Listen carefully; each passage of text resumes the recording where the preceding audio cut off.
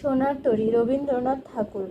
গগনে গরজে মেঘ ঘন বরষা, কূলে একা বসে আছি নাহি ভরসা।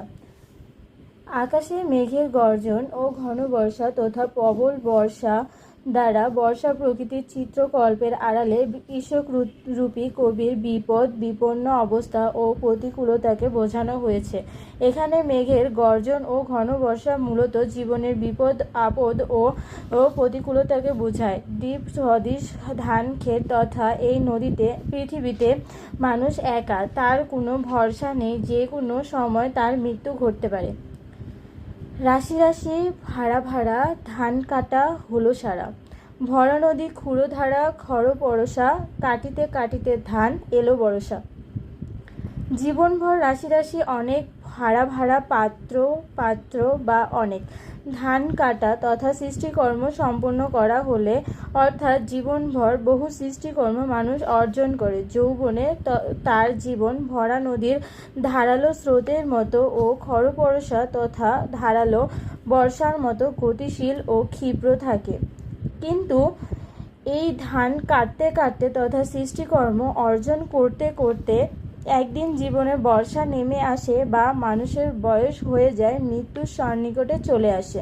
সোনার তরী কবিতায় বারবার তিরুক্ত শব্দ ব্যবহার করা হয়েছে শব্দের অর্থের সম্প্রসারণ ঘটাতে, যেমন রাশি রাশি, ভাড়া ভাড়া, থরে বিথরে।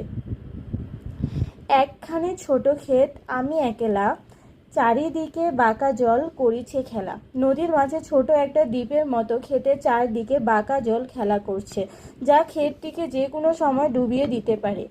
এখানে একখানি ছোট ক্ষেত বলতে মানুষের জীবন পরিধিকে বোঝানো হয়েছে এবং বাঁকা জল কালস্রোতের প্রতীক। আমি দ্বারা কৃষক তথা কবিকে বোঝানো হয়েছে এবং আমি একেলা দ্বারা কবির নিঃসঙ্গ অবস্থা প্রকাশ পেয়েছে। মূলত বাঁকা জল যেমন ছোট ক্ষেতটাকে শীঘ্রই বিলীন করে ডুবিতে দিতে পারে, তেমনি কালস্রোতে মানুষকেও একদিন হারিয়ে যেতে হবে, পৃথিবীর সব কিছু রেখে চলে যেতে হবে। পরপারে দেখি একা তরু ছায়া মসিয়ে মাখা, গ্রামখানি মেঘে ঢাকা প্রভাত বেলা। প্রভাত বেলাতেই কৃষক চেয়ে দেখলেন নদীর পরপারে গ্রামটি যেন মেঘে ঢাকা, গাছগুলো যেন কালিমাখা। কিছুই বোঝা যাচ্ছে না। আসলে এখানে প্রভাত বেলা তথা যৌবনকালেই পরপার তথা মৃত্যু পরবর্তী জগতের দিকে চেয়ে কবি দেখলেন যেন সবকিছু মেঘে ঢাকা, কালিমাখা, অন্ধকার, অর্থাৎ মৃত্যু পরবর্তী জগৎ সম্পর্কে আমরা কিছুই জানি না। এপারেতে ছোট ক্ষেত আমি একেলা, গান গেয়ে তরি বেয়ে কে আসে পারে, দেখে যেন মনে হয় চিনি উহারে। এপারেতে ছোট একটা ক্ষেত, কৃষকরূপী কবি একা। এমন সময় কবি দেখলেন কেউ একজন গান গেয়ে তরি বেয়ে আসছে এবং কবি যেন তাকে চেনেন, তবে পুরোপুরি নিশ্চিত নয়, তাই দ্বিধা বা সংশয় রয়েই গেছে। মূলত এখানে এপার বলতে মৃত্যুর ও এপারে বা পৃথিবীকে তথা ইহজীবনকে বুঝিয়েছে এবং এপারে কৃষক, প্রতিটি মানুষ একা ও নিঃসঙ্গ। এমন সময় মহাকাল রূপী সোনার তরী মাঝি গান গেয়ে তরি বেয়ে আসতে থাকে এবং কবি দেখে যেন সোনার তরী মাঝিকে তিনি চেনেন। এখানে সোনার তরী মাঝিকে নির্মম মহাকালের প্রতীক। চেনা মনে হবার কারণ মূলত রবীন্দ্রনাথ তার শিল্প ভাবনায় একটা অতিলৌকিক শক্তি বা জীবন নিয়ন্ত্রণকারী প্রভাব উপলব্ধি করতেন। জীবন দেবতা অন্তর্যামী কবিতায় তার প্রমাণ আছে, যাকে তিনি জীবন দেবতা, কাব্যদেবী, মান সুন্দরী, কাব্যলক্ষ্মী নাম দিয়েছেন। জীবনের শুরু থেকে তার জীবনে তার প্রভাব তিনি অনুভব করেন এবং তাই তাকে চেনা মনে হয়েছে। ভরা পালে চলে যায়, কোনো দিকে নাহি চায়, ঢেউগুলি নিরুপায় ভাঙে দুধারে, দেখে যেন মনে হয় চিনি উহারে।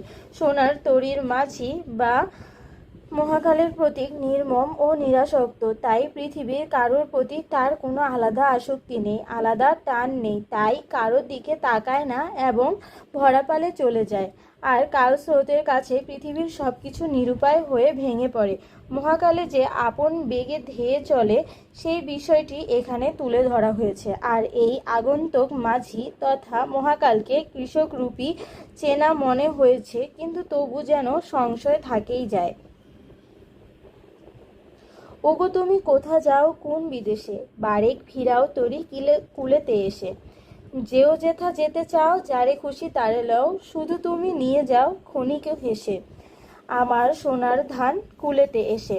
সোনার তরীর মাঝি যখন নৌকা না থামিয়ে চলে যাচ্ছিল, তখন কৃষকরূপী কবি তাকে ডেকে বলেন সে কোথায় যাচ্ছে কোন বিদেশে, একবার তরী কুলে এসে ভিড়িয়ে কৃষকের সোনার ধান নিয়ে যেখানে খুশি সেখানে চলে যেতে পারে, যাকে খুশি তাকে দিতে পারে, শুধু যেন ক্ষণিক হেসে তার ধানগুলো নিয়ে যায় মাঝি। প্রকৃতপক্ষে এখানে কৃষকরূপী কবি মাঝিরূপী মহাকালকে অনুরোধ করেছে কবির কর্মফল সোনার ধানগুলো যেখানে নিয়ে যেতে চায় যাক, বিদেশ এখানে চিরায়ত শিল্পলোকের প্রতীক, যাকে খুশি তাকে দিক, তাতে কবির কোনো আপত্তি নেই, কিন্তু হাসি মুখে শুধু কর্মফল সোনার ধানগুলো নিয়ে যাক। কবির চাওয়া শুধু তার সাহিত্যকর্ম যেন কালের গর্ভে বিলীন না হয়ে অনন্তকাল টিকে থাকে। যত চাও তত লও তরণী পড়ে, আরও আছে আর নেই দিয়েছি ভরে, এতকাল নদী কূলে যাহা লয়ে ছিন ভুলে, সকলই দিলাম তুলে থরে বিথরে, এখন আমারে লহ করুণা করে। কৃষকরূপী কবি তথা শিল্পস্রষ্টা মহাকালের প্রতীক মাঝিকে বলেছেন আমার কর্মফল স্বরূপ সোনার ধান যত চাও তত তোমার নৌকায় নাও। মাঝি মহাকালী কৃষক কবিকে জিজ্ঞেস করে আর আছে কি না। কৃষকরূপী কবি বলে আর নেই, যা ছিল সবই তার সোনার তরীতে থরে বিথরে স্তরে স্তরে সাজিয়ে দেয়া হয়েছে। এতকাল নদীকূলে পৃথিবীতে যা নিয়ে কৃষক কবি অথবা মানুষ সব ভুলেছিল, সবই মহাকালের নৌকায় সোনার তরীতে থরে বিথরে সাজিয়ে দিয়েছে, তুলে দেওয়া হয়েছে। এখন যেন করুণা করে কৃষক বা কবিকে ওই নৌকায় ঠাঁই দেওয়া হয়। কৃষক বা কবি বা ব্যক্তি মানুষের মহাকালে ঠাঁই পাবার প্রত্যাশা ব্যক্ত হয়েছে। ঠাঁই নাই ছোট সে তরী, আমারই সোনার ধানে গিয়েছে ভরি। কৃষকরূপী কবি যখন মহাকালের নৌকায় আশ্রয় পাবার প্রত্যাশা ব্যক্ত করলেন, তখন কৃষক কবি নিজেই দেখলেন যে নৌকা তারই সোনার ধান তথা সৃষ্টিকর্ম দ্বারা পূর্ণ হয়েছে, তাতে কৃষক তথা শিল্প স্রষ্টা কবির কোনো জায়গা নেই। অর্থাৎ কালের অমোঘ সত্য হল মহাকাল রূপ নৌকায় মানুষের সোনার ধান রূপী কর্ম ফলে স্থান হয়, কিন্তু ব্যক্তি মানুষকে মহাকালে কখনোই গ্রহণ করে না। মহাকালের নৌকায় সৃষ্টির জায়গা হলেও স্রষ্টার স্থান সংকুলান হয়নি। সময়ের কালস্রোতে ব্যক্তি মানুষ হারিয়ে গেলেও সৃষ্টিকর্ম ঠিকই টিকে থাকে, অর্থাৎ সৃষ্টি অমর হলেও স্রষ্টা অমর নয়। শ্রাবণ গগন ঘিরে ঘন মেঘ ঘুরে ফিরে, শূন্য নদীর তীরে রহিনু পড়ে, যাহা ছিল নিয়ে গেল সোনার তরী। শ্রাবণের আকাশে আবারও ঘন মেঘ জমে, ঘুরে ফিরে আসে মেঘ। কৃষক সেই বিপদ সংকুল পরিবেশে শূন্য নদীর তীরে একা একা পড়ে থাকে। তার যা কিছু ছিল মহাকাল রূপী সোনার তরী তা নিয়ে গেল, অথচ তাকে নিল না। কৃষক কবি মানুষ এখানে অপূর্ণতার বেদনা নিয়ে অনিবার্য মৃত্যুর জন্য অপেক্ষা করে। এটি ব্যক্তি মানুষের চরম ট্র্যাজেডি, কারণ মহাকাল শুধু সৃষ্টিকর্মকে গ্রহণ করবে, কর্মের স্রষ্টা ব্যক্তি মানুষকে নয়। রূপকের অন্তরালে কবি এখানে মানব জীবনের এই চরম সত্য দর্শকেই ফুটিয়ে তুলেছে। মহাকাল পৃথিবীর সৃষ্টি শুরু থেকে আজ পর্যন্ত সময়ের যে যাত্রা, সময়ের যে স্রোত, কালের যে প্রবাহ, তাই মহাকাল।